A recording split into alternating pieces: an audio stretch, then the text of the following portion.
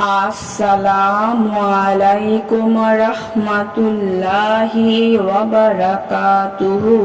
সুপ্রিয় ইসলামিক আমলের দর্শক মণ্ডলী, আশা করি মহান আল্লাহ রাব্বুল আলামিনের অশেষ মেহেরবানি ও দয়ায় আপনারা সকলেই ভালো আছেন।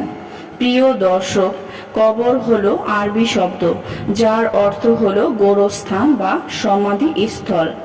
আর পরিভাষায় মানুষের মৃত্যুর পর যেখানে দাফন করা হয় বা মাটি দেওয়া হয় তাকেই কবর বলে। মৃত্যুর পর কবরই হলো অন্তিম ঠিকানা এবং কবর পরকালের প্রথম ঘাঁটি। তাই আজকের ভিডিওতে আমরা কবর জগতের প্রশ্ন, বিষয় এবং উত্তর মালা নিয়ে আলোচনা করব ইনশাআল্লাহ, যা শুনে আপনি অনেক কিছুই শিখতে পারবেন।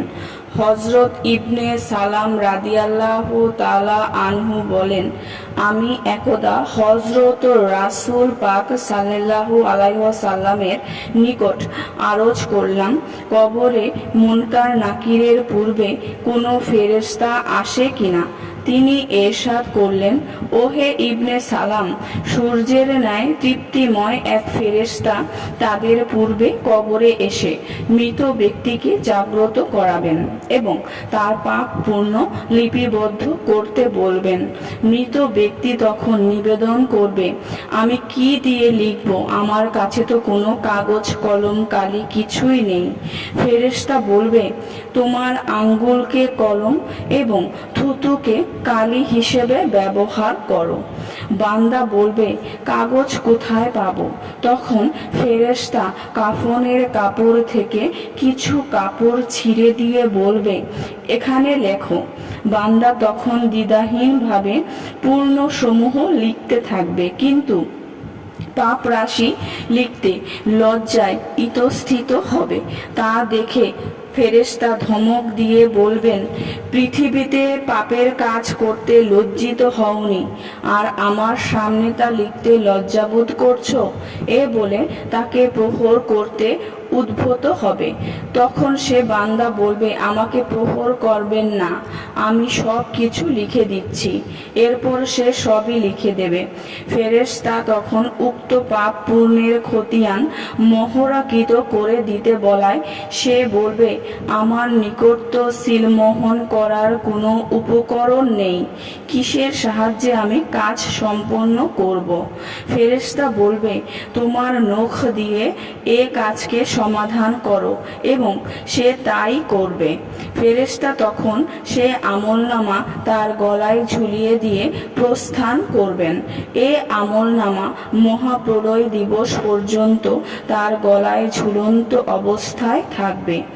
মহান আল্লাহ তাআলা এ ব্যাপারে ঘোষণা করেন এবং আমি প্রত্যেক মানুষের গলায় তার আমলনামা ঝুলানোর ব্যবস্থা করেছি। সূরা বনী ইসরাইল আয়াত 13। এই ফেরেশতা তখন বিদায় নেওয়ার পরেই মুনকার নাকির ফেরেশতাগণ আগমন করবে। হাদিস শরীফের বিভিন্ন সূত্রে বর্ণিত আছে, রাসূলুল্লাহ সাল্লাল্লাহু আলাইহি ওয়াসাল্লাম বলেন, কোনো বালক মানুষ মারা যাওয়ার পর যখন তাকে কবরে রাখা হয় তখন নীল চক্ষু বিশিষ্ট দুজন কালো বর্ণের ফেরেশতা এসে তাকে বসিয়ে প্রশ্ন করে। ফেরেশতা দ্বয়ের একজনকে বলা হয় মুনকার এবং অপরজনকে বলা হয় নাকির।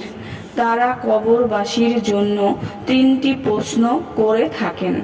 প্রথম প্রশ্ন, মান রাব্বুকা, তোমার রব কে? যার উত্তর হবে, আমার রব আল্লাহ। দ্বিতীয় প্রশ্ন, মান দীনুকা, তোমার দিন কি? যার উত্তর হবে, আমার দিন হলো ইসলাম।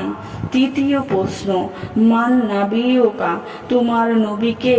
যার উত্তর হবে, আমার নবী হযরত মুহাম্মদ সাল্লাল্লাহু আলাইহি ওয়াসাল্লাম। এরপর তার কবরকে প্রশস্ত ও আলোকিত করা হবে এবং বলা হবে, তুমি ঘুমিয়ে থাকো। আর কাফির ও মুনাফিকদের সব প্রশ্ন জবাবে ব্যর্থ হয়ে বলবে, হায় হায়, আমি কিছুই জানি না। তখন তার কবরকে জাহান্নামের গর্তে পরিণত করা হবে। এবং সে কবর থেকে জাহান্নামের শাস্তি ভোগ করতে থাকবে। আল্লাহু আকবার। এখন প্রশ্নের বিষয় এই যে কবরের ওই 3টি প্রশ্নের উত্তরে যদি ওই 3টি বাক্য বলতে পারি তাহলে কবরের আযাব মাফ, দুজকের আযাব মাফ। তাহলে চলুন কবরের এই 3টি প্রশ্নের তাৎপর্য নিয়ে বিস্তারিত আলোচনা করা যাক। রব শব্দের প্রকৃত অর্থ প্রতিপালক। যেহেতু দুনিয়ায় প্রতিপালকের আনুগত্য ও আদেশ পালন করা হয়, রব শব্দের অর্থ মালিক। মানুষ যাকে নিজের প্রতিপালক রিজিক দাতা মনে করে, যার নিকট হতে মান সম্মান, উন্নতি ও শান্তি লাভ করার আকাঙ্ক্ষা করে থাকে। মানুষ যাকে প্রভু অর্থাৎ মালিক রূপে নির্দিষ্ট করে এবং বাস্তব জীবনে যার আনুগত্য ও আদেশ পালন করে থাকে, বস্তুত সেই তাদের রব। কবরের দ্বিতীয় প্রশ্ন, তুমি দিন হিসেবে কোনটা মেনে এসেছো? এই প্রশ্নের জবাবে দিতে হলে দিন সম্পর্কে জানতে হবে। দিন কোনো কোনো অর্থে আল কোরআনে ব্যবহৃত হয়েছে। আল কোরআনে দিন মোটামুটি 4 প্রকার অর্থে ব্যবহৃত হয়েছে। নাম্বার 1 ধর্ম, নাম্বার 2 কর্ম, নাম্বার 3 জীবন ব্যবস্থা এবং নাম্বার 4 রাষ্ট্রীয় সংবিধান। এ প্রশ্নের জবাব আমার দিন ইসলাম। ইসলাম অর্থ আনুগত্য করা, আত্মসমর্পণ করা, বিশ্ব জগতের একমাত্র স্রষ্টা আল্লাহ রব্বুল আলামিনের প্রতি আন্তরিক বিশ্বাস স্থাপন করা, পরিপূর্ণ আনুগত্য করা ও নির্দ্বিধায় তার আদেশ নির্দেশ মেনে চলা ও সে অনুযায়ী জীবন যাপন করার নামই হলো ইসলাম। কবর জগতের সর্বশেষ প্রশ্ন, মান নাবিয়ুকা, তোমার নবী কে ছিলেন বা তোমার নেতা কে ছিলেন? তুমি আদর্শ হিসেবে কাকে অনুসরণ করেছিলে? কেননা মহান আল্লাহ তাআলা কুরআনে উল্লেখ করেন, নিঃসন্দেহে আপনি রাসূলগণের মধ্যে অন্যতম। তাই কবর জগতের এই প্রশ্নের জবাব দিতে হলে বিশ্বনবী হযরত মুহাম্মদ সাল্লাল্লাহু আলাইহি ওয়াসাল্লামের নীতি ও আদর্শ মেনে নিতেই হবে এবং তার পরিপূর্ণ আনুগত্যশীল হতে হবে। কারণ রাসূলের আনুগত্য করা উম্মতের জন্য ফরজ। পরিশেষে বলতে চাই, কবর হলো নতুন জগতের চূড়ান্ত প্রবেশ। তাই কবরের আযাব থেকে মুক্তি পাওয়ার জন্য বেশি বেশি নেক আমল করতে হবে। আল্লাহ রব্বুল আলামিন কবরের যাওয়ার পূর্বে আমাদের বেশি বেশি কবরের প্রস্তুতি নেওয়ার তৌফিক দান করুক।